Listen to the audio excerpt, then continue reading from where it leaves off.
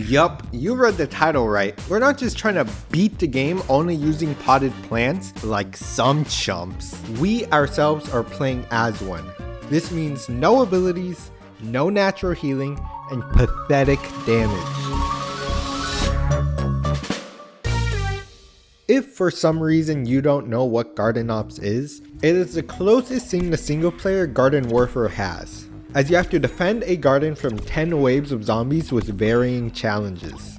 Ignoring that difficulty, the game mode is pretty easy, as many abilities and attacks you have as plants can trivialize the hordes of zombies, as well as being able to spawn potted plants, which can help offload the burden of killing every zombie yourself. By playing as a potted plant ourselves, we get rid of practically any advantage we get. Since we have no abilities, all we can use is our main weapon, and let's just say it's not the greatest. To put into perspective how bad this is, the lowest DPS a peashooter variant has is 40 damage per second, but they get the bonus of freezing opponents. However, we do still get to place potted plants, but to prevent myself from just spamming potted plants, I am limiting myself to one plant per wave.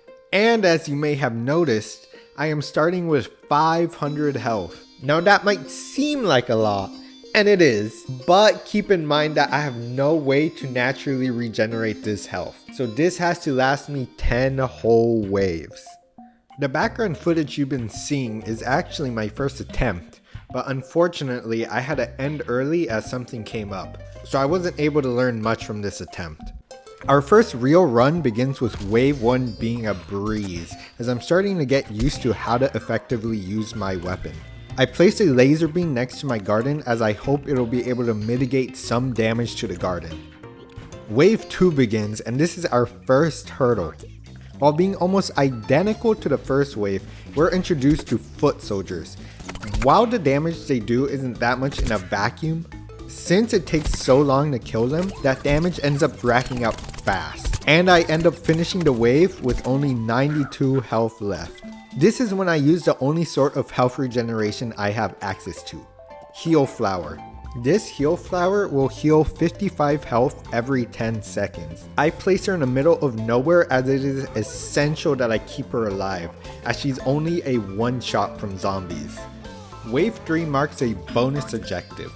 Generally speaking, these waves are easier as they often have you leaving the garden to chase the objective. In this case, we have to chase and kill a Yeti that will spawn in more zombies. I decide to ignore him to try to fully heal. This would turn out to be a mistake, as when I failed the objective, all the zombies the Yeti would have brought over the course of the chase spawned in all at once. This ends up with me having to focus on protecting the garden while I see my heal flower get mowed down by a rogue soldier. Wave 4 gets even worse, as engineers are brought in to fight and they mow down my remaining potted plants, leaving me with nothing to deal with wave 5. I'll expand on wave 5 later, but to put it simply, it is a very hard wave, and with my resources depleted and only being able to recuperate 2/5 of my health, the run was dead. The next run I decided to try a new garden, and while it's a good garden for me to abuse some of the high ground, my potted plants get very little sightlines, which leads to my garden taking hefty damage. Garden health aside, it was looking to be a good run as all my potted plants were still alive by wave 4. But that's when the game brings out a special wave, which can happen randomly in rounds 4 and 7, where the zombie spawns will be selected out of a theme. These waves can either be really easy or stupidly hard. In this case, we got the worst one possible. Brain Freeze brings in a total of 6 foot soldiers, and if 2 foot soldiers were able to take away 400 health from me, let's just say I didn't survive this. Tired of playing P Cannon, I tried Repeater for the next run, and immediately things were a lot easier. Instead of doing 20 damage per shot, I rapidly fire 2 15 damage shots. There is very little downside aside from one specific enemy this is worst against. These little guys. Since they have 20 health, it means I have to hit both my shots unless I want to take huge damage. But with my bullet travel time and how fast these imps move, I would more often than not miss one of my shots. The first interesting wave of note is our special wave. Similar to the Yeti, we have to chase and kill 3 soldiers, with one spawning after we kill another until they're all gone. Not learning from my past mistakes, I decided to chill by the garden until I failed the objective, which then meant the 2 other waves of zombies immediately spawned at once while still having to kill the original wave. I somehow make it out with 50 health remaining, and I'm able to clutch a wave 4 to make it to the boss wave, where I die again due to my low health and 0 potted plants. On the train of testing new pea shooters, I tried fire pea, and I immediately noticed that the shot velocity is a lot faster. Could this be the character? Well, the trade-off for accurate shots and fire damage is having no splash damage at all. Luckily, the fire damage makes up for what was lost, and hitting a direct shot deals an okay amount of health. With Fire Pea, I'm able to make it a wave 5 with not much trouble. And with most of my potted plants being up, this could be the first time I make it past wave 5. But first, let me explain what wave 5 exactly entails. Wave 5 starts with Zomboss doing a bit of gambling, spinning a slot machine that can bring in more zombies, gravestones, and a myriad of bosses. The bosses themselves aren't too hard to deal with by themselves, as you could easily kite them. The main problem is the garden. By leading the boss away from the garden, you're letting the garden be exposed to every other zombie. But that's why keeping our potted plants alive is so important, as they can usually deal with any basic zombie by themselves. Gravestones are also a big issue since I simply don't have enough DPS to destroy it.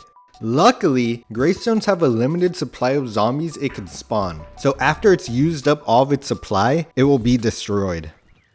So let's see how it went.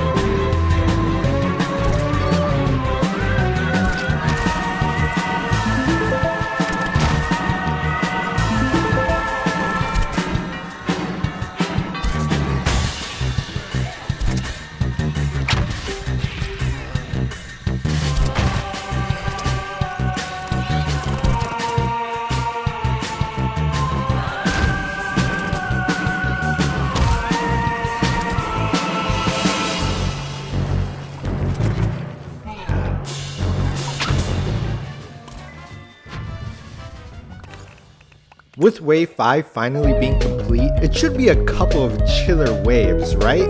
Wrong! Wave 6 brings in scientists. While having less health than a soldier, they can deal massive damage if they manage to get close. So just keep your distance, right? It should be easy. Wrong! They have a teleport ability that literally cheats. I turn my back for 1 moment and the literal next second they are right behind me. Look at this shit! No scientist can do this! So yeah, I ended up dying.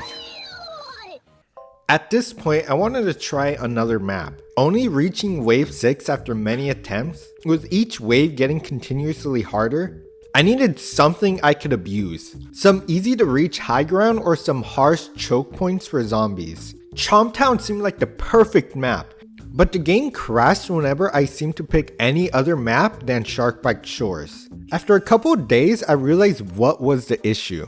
See, the mod I was using, made by the talented Kronos, also made zombie AI playable.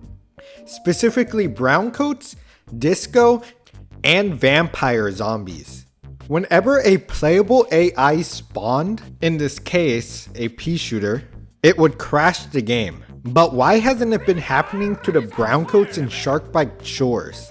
Well, that's because they technically don't exist. They are replaced by their pirate variant. This is why any other map crashed the moment the first wave started. But how would I fix this?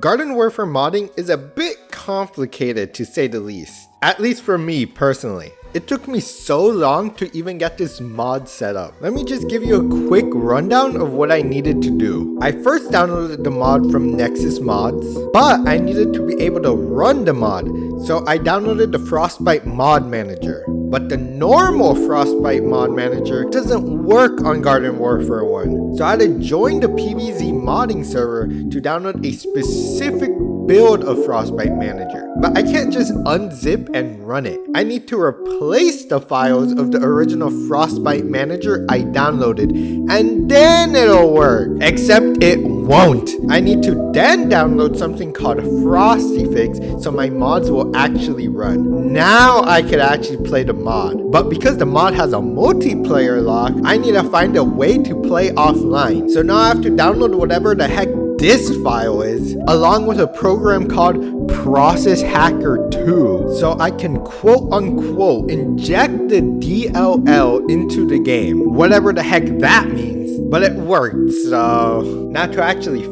fix the issue, I'm gonna save you the details. But let's just say it took a lot of tears and a lot of time watching Mr. JT's video tutorials. Anyways, with the issue now fixed, we can finally go to Chomp Town. As stated before, Chomp Town has excellent choke points, as I could just camp this high ground. Those that do end up sneaking past me will end up being finished by my potted plants, which is another reason why this map is so great. These potted plant placements are broken. Potted plants, if you hadn't noticed, are the entire backbone for my survival. If they die, I die. So having them be in a safe place away from danger while still being able to damage zombies is exactly what I need. Our first attempt here, we can immediately see the difference as we beat wave 1 through 4 with relative ease. Wave 5 ends up being a fairly calm round as I could damage the incoming zombies while the boss is still aggroed on me. Before we know it, we're crossing into new territory with wave 7. And it's rather easy considering what we had to go through. Just a couple of soldiers, scientists, and engineers. However, the bleeding from our garden is starting to seep through as we enter red health territory. Wave's 8th special objective is nothing of note, and before we know it, we're in wave 9. You might have noticed I've skimmed these past waves, and that's for good reason. Wave 9 is a bitch! It introduces all-star zombies, which are 200 health kings that take absolutely forever to kill. While they don't do that much damage, they have something else up their sleeves. Oh yeah.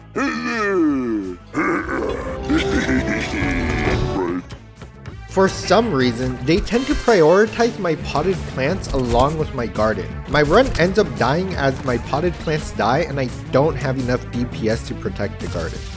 OBS ended up bugging for the next couple of runs, basically making the footage into a slideshow, so I'll be skimming over them. My second run, I actually make it to the final wave. The only difference between the 5th and 10th boss wave is that there's a much higher chance of a double or even triple boss appearance, along with the zombies being tougher. Of the possible 5 bosses I could get, they gave me the 2 worst bosses to deal with at the same time. Yeti and Baron Von Bats love to run away and hit you with a projectile. Keeping them both aggroed on me is basically impossible as they usually run right next to a potted plant, and all it takes is 1 attack to kill them. So you could probably guess what happened. Now experiencing every wave, all it would take now is to get a lucky run. Getting past the first half was no longer a challenge. The real challenge was wave 6, 9, and 10. My 7th run would see me narrowly surviving a scientist on wave 6, only for the game to further traumatize me by having a special wave full of scientists who truthfully did a nasty flank on me. I mean, like, come on, I gotta give props. My 8th run would be the closest I've succeeded, as even from my defenses weakening on wave 9, me and my potted plants are able to take down every normal zombie in wave 10. leaving me to deal with only 2 bosses. While tense, it was looking feasible until Baron Von Bat showed why he's one of the worst bosses I can get. While I could kite him and try leading him away, on occasion, he will spawn 3 vampire zombies, which ended up running straight towards my one-shot garden, and you could guess what happened. With the 9th run, I had basically mastered the waves. I made it to wave 10 with a good chunk of garden health left, and most of my defense is still up. Unfortunately, this was not the run, because 1, 2,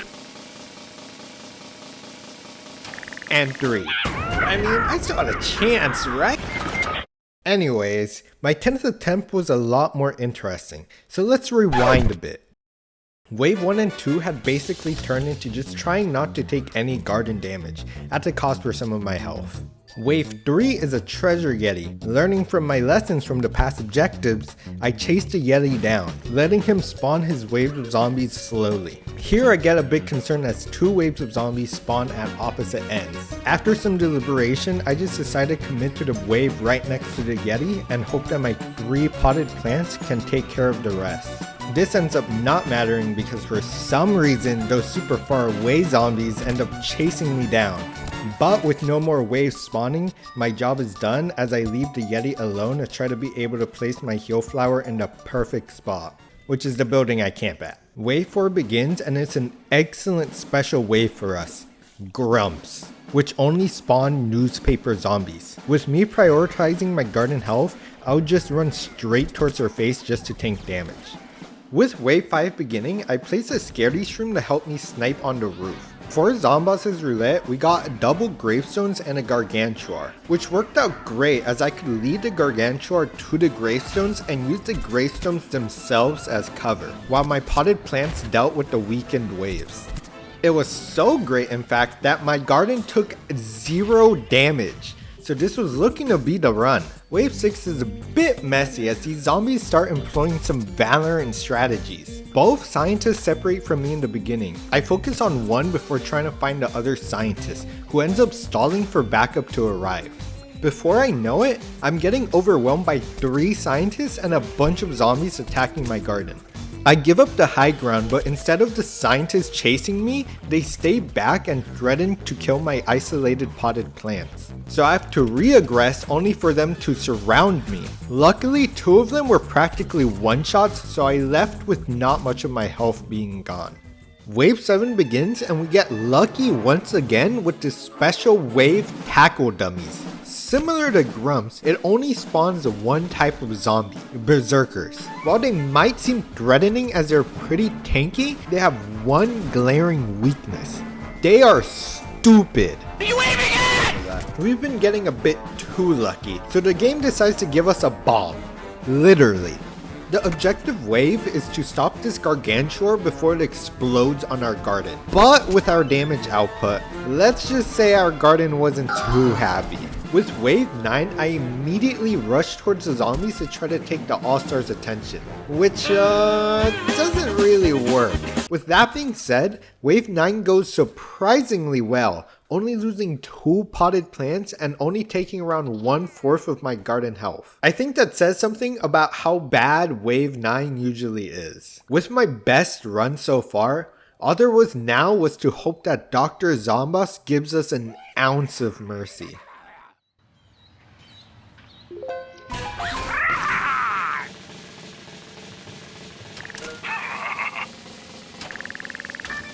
Oh, please.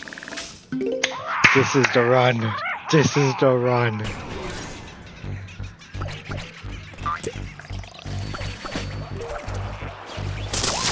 Okay.